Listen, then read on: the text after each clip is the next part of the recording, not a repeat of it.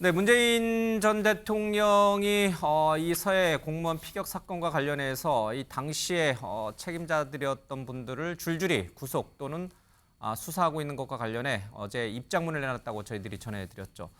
윤건영 의원이 대독을 했는데 그 얘기를 좀 잠깐 들어보도록 하겠습니다. 정권이 바뀌자 대통령에게 보고되고 언론에 공포되었던 부처의 판단이 번복되었습니다. 판단의 근거가 된 정보와 정황은 달라진 것이 전혀 없는데 결론만 정반대가 되었습니다. 다른 가능성은 제시하지 못하면서 그저 당시의 발표가 조작되었다는 비난만 할 뿐입니다. 이처럼 안보 사안을 정쟁의 대상으로 삼고 오랜 세월 국가 안보에 헌신해온 공직자들의 자부심을 짓밟으며 안보 체계를 무력화하는 분별 없는 처사에 깊은 우려를 표합니다. 부디 도를 넘지 않기를 바랍니다. 대통령께서는 그것이 그대로 지금 이루어지고 있고 완전히 기획 수사에 의한 정치 보복이 무작위로 지금 진행이 되고 이제 도를 넘고 있다고 본 것이고요.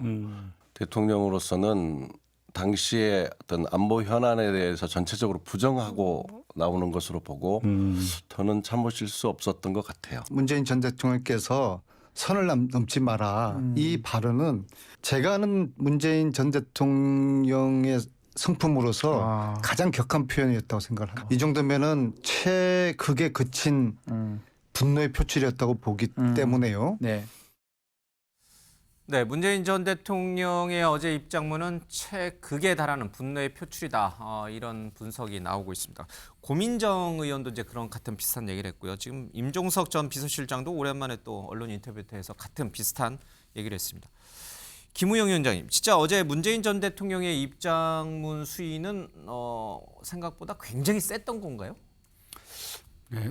문재인 대통령께서 분노한다는 표현을 지금까지 한 2번 쓰셨어요.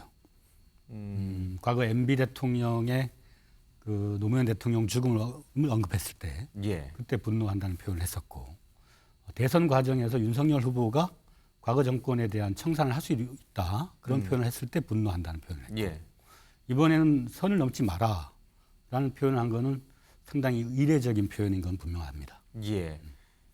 그러니까 윤석열 대통령의 적폐 수사 관련된 발언 그리고 박근혜 전 대통령 이명박 전 대통령 때 노무현 전 대통령 서거와 관련했을 때 2번의 분노라는 표현을 썼다. 그에 준하는 표현이라고 보시는 거군요. 그렇게 보입니다. 왜 그렇게 그러면 화가 나시고 분노하신 거예요? 첫째는 이게 그 국정원, 국방부 합참, 해경 국가기관이 종합적으로 정보 분석을 하고 판단한 그리고 최종 국정 책임자로서도 여러 가지 정황과 보고를 듣고 최종적으로 이게 월북에 가까운 사실이다라는 판단을 한 거잖아요. 그 정보가 바뀌려면은 국정원이나 합참이나 이런 데서 새로운 사실관계를 제시를 해야 됩니다.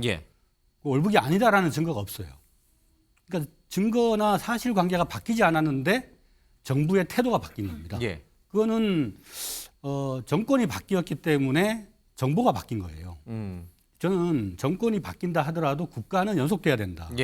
그 안타깝게 죽은 뭐 해양수산부 공무원의 피격 사건에 대해서 그 유가족들에 대해서 안타까운 감정이 있다면은 국가가 거기에 대해서 연속적인 과정에서 설명하고 또 그에 대한 위로와 또 전 정부가 어떤 잘못이 있다면은 그걸 정확하게 확인해서 설명할 필요가 있다고 봅니다. 일단 잡아놓고 영장 청구하고 압수수색하고 이렇게 때려잡아야만 되는 거냐. 그거는 국가라기보다는 하나의 정치적인 그 권력 집단의 성격을 보이는 것 같습니다.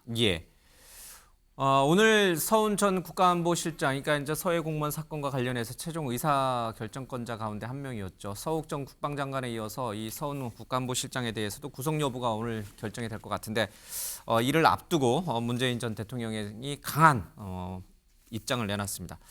하지만 여권에서는 문재인 전 대통령의 이런 입장에 대해서 상당히 조금 뭐랄까요, 냉소적인 표현이라고 할까요? 그런 입장이 나오고 있습니다. 들어보겠습니다. 서해 공무원 피격 사건과 관련해서 입장문을 내면서 선을 넘지 마라. 또 예전에는 무례하다는 말씀도 하셨습니다.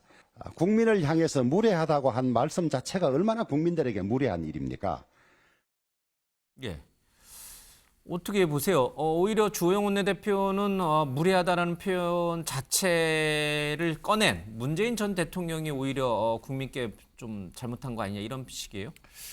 그렇게 조영 원내대표가 발언한 이유가 예. 문재인 대통령의 이 발언, 입장 표명이 좀 사례에 맞지 않기 때문에 그래요. 자, 사실관계가 바뀐 게 아니기 때문에 새로운 증거를 내놓지 않고 지금 이렇게 결론이 바뀐 거 아니냐 말씀하셨는데 예. 사실관계 바뀔 리가 없죠. 그런데 알려진 사실은 새로 더 추가됐잖아요. 예를 예. 들어서 서해 공무원의 그 구명조끼가 거기에 한자가 적혀 있었다. 그건 몰랐어요. 문재인 정권 때는 아무도 몰랐습니다. 공개가 안 됐던 내용이다. 그렇죠. 예. 왜 그거는 공개를 안 했을까?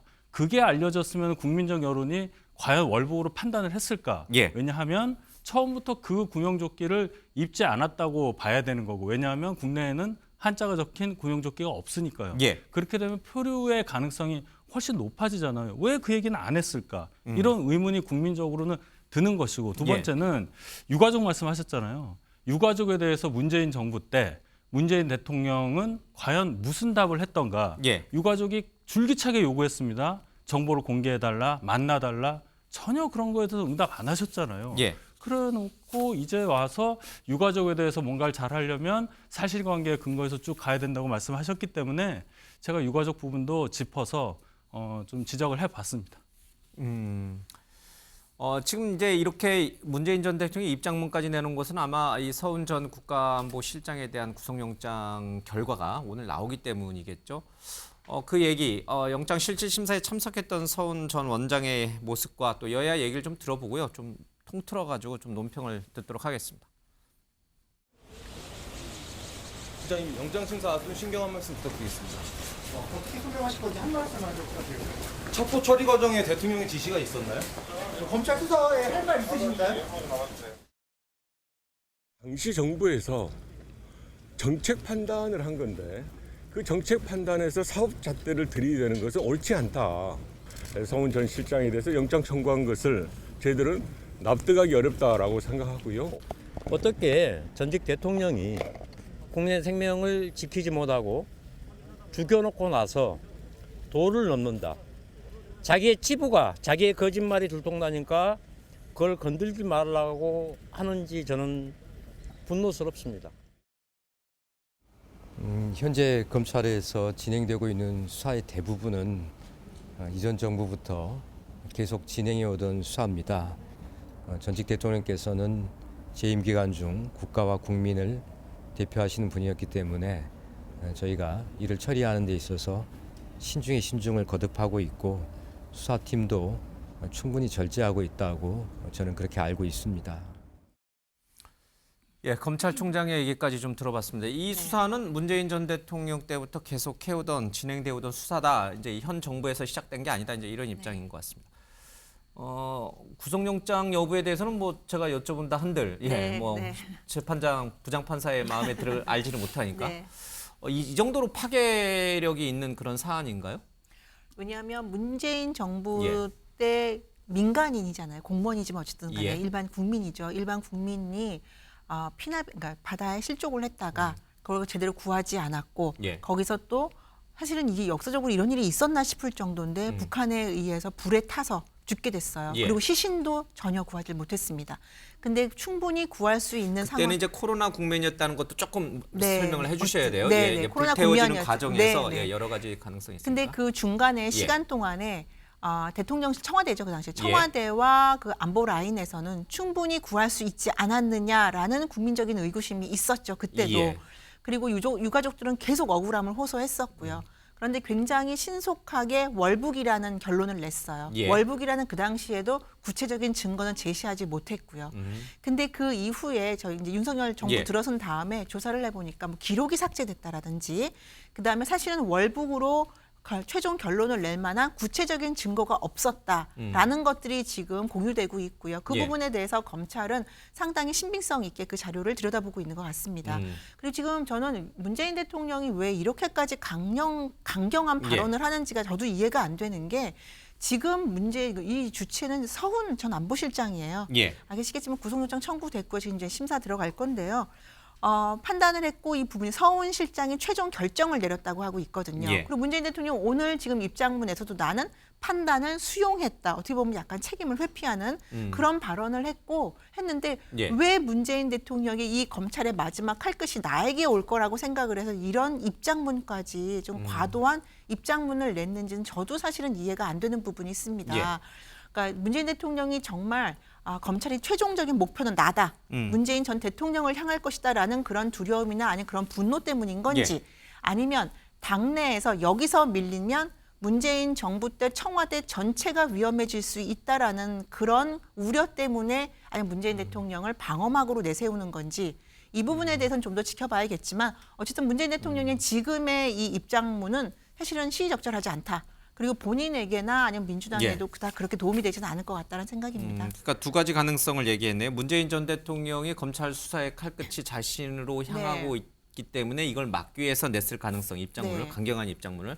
또 하나 입장문은 지금 이 검찰의 수사를 그대로 뒀을 경우에는 문재인 정부 때 사람들, 전 정부 그렇죠. 모든 전방위적으로 칼끝이 오기 때문에 문재인 전 대통령을 방패막이로 강하게 그렇죠. 앞에 내세웠을 가능성이 있다. 문 전 대통령이 사실은 수사가까지 안 갈 수 있어요. 예, 예, 그런 알겠습니다. 걸 대통령은 알 수도 있지만 그 청와대 참모들이 다칠 수 있다는 그런 점에서 방어막을 알겠습니다. 해주는 것이 아닌가. 첫 번째는 문재인 전 대통령 본인을 위해서, 두 네. 번째는 진영 전체, 네. 또 문재인 정부 때 사람들을 지키기 위해서 네. 문재인 전 대통령이 스스로 앞장에 섰을 네. 가능성이 있다. 예, 요 두 가지 가능성에 대해서 조금 얘기를 들어봐야 될 것 같아요.